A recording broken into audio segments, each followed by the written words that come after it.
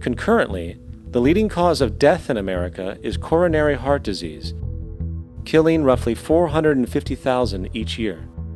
And in 2007, the government's allocation of funds for research on this issue was about $3 billion. This means that the U.S. government in 2007 spent 54 times the amount for preventing terrorism than it spent for preventing a disease which kills 6,600 times more people annually than terrorism does.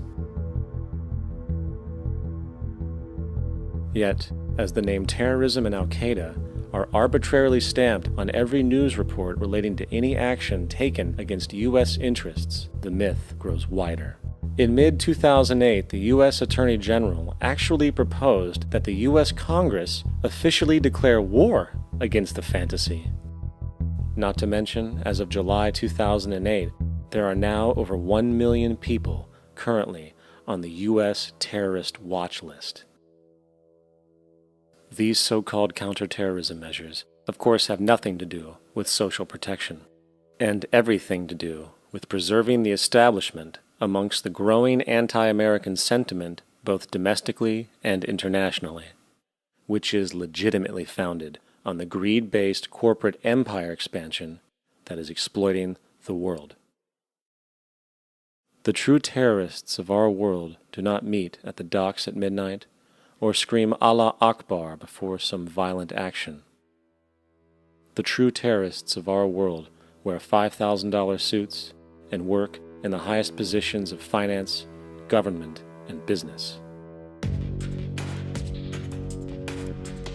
So, what do? How do we stop a system of greed and corruption that has so much power and momentum? How do we stop this aberrant group behavior which feels no compassion for, say, the millions slaughtered in Iraq and Afghanistan, so the corporatocracy can control energy resources and opium production for Wall Street profit?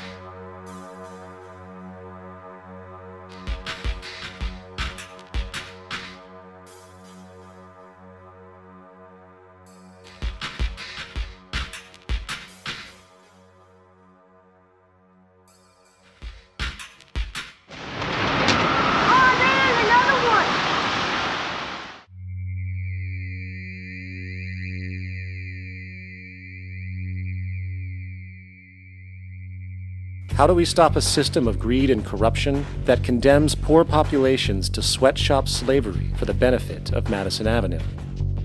Or that engineers false flag terror attacks for the sake of manipulation? Or that generates built-in modes of social operation which are inherently exploitative? Or that systematically reduces civil liberties and violates human rights in order to protect itself from its own shortcomings?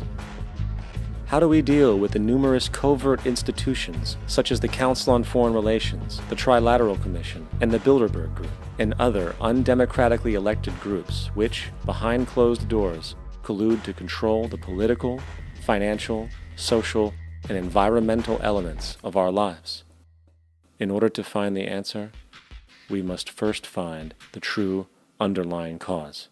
For the fact is, the selfish, corrupt, power, and profit-based groups are not the true source of the problem. They are symptoms.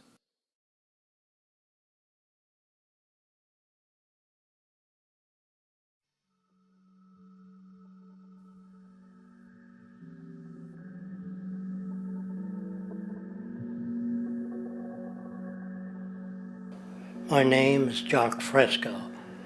I'm an industrial designer and a social engineer.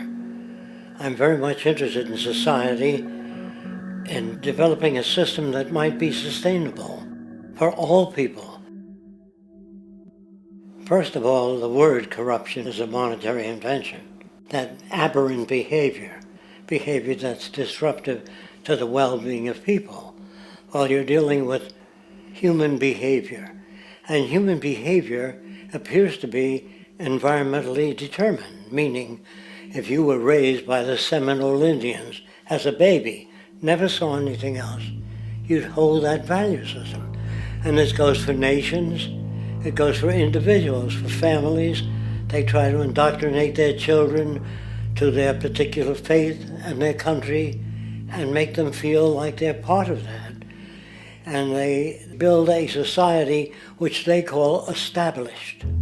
They establish a workable point of view and tend to perpetuate that, whereas all societies are really emergent, not established.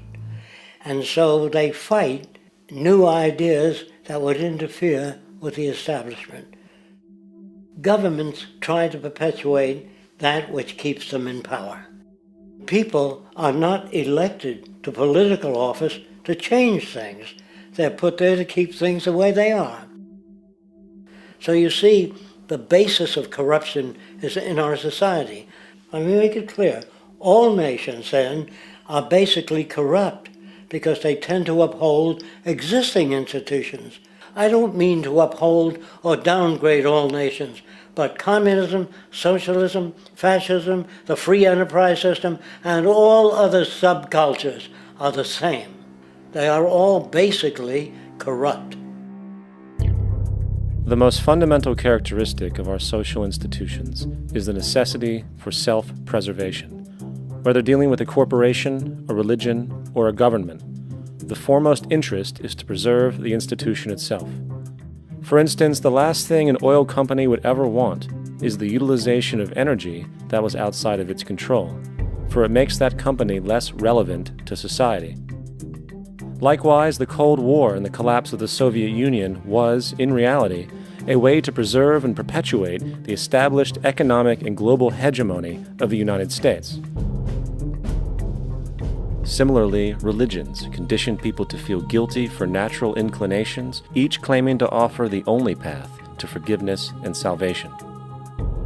At the heart of this institutional self-preservation lies the monetary system, for it is money that provides the means for power and survival. Therefore, just as a poor person might be forced to steal in order to survive, it is a natural inclination to do whatever is needed to continue an institution's profitability.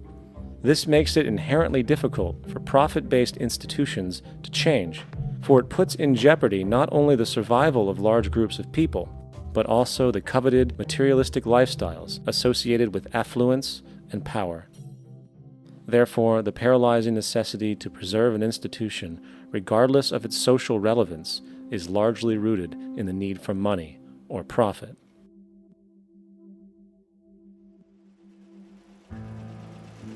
What's in it for me is why people think. And so if a man makes money selling a certain product, naturally he's going to fight the existence of another product that may threaten his institution. Therefore, people cannot be fair, and people do not trust each other. A guy will come over to you and say, I got just the house you're looking for. He's a salesman. When a doctor says, I think your kidney has to come out, I don't know if he's trying to pay off a yacht or whether my kidney has to come out. It's hard in a monetary system to trust people. If you came into my store and I said, this lamp that I've got is pretty good, but the lamp next door is much better, I wouldn't be in business very long. It wouldn't work. If I were ethical, it wouldn't work. So when you say industry cares for people, that's not true. They can't afford to be ethical. So your system is not designed to serve the well-being of people. If you still don't understand that, there would be no outsourcing of jobs if they cared about people. Industry does not care. They only hire people because it hasn't been automated yet. So don't talk about decency and ethics. We cannot afford it and remain in business. It is important to point out that regardless of the social system, whether fascist, socialist, capitalist, or communist, the underlying mechanism is still money, labor, and competition.